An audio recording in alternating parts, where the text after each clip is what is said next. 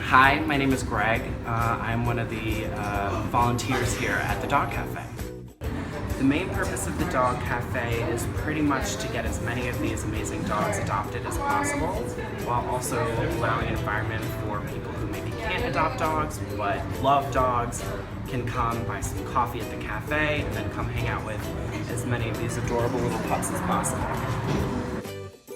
The Dog Cafe advocates for adoption for several different reasons. I think first and foremost, our ability to function as a shelter as much as a rehabilitation for shelter dogs hinges on our ability to take in and adopt as many dogs as possible.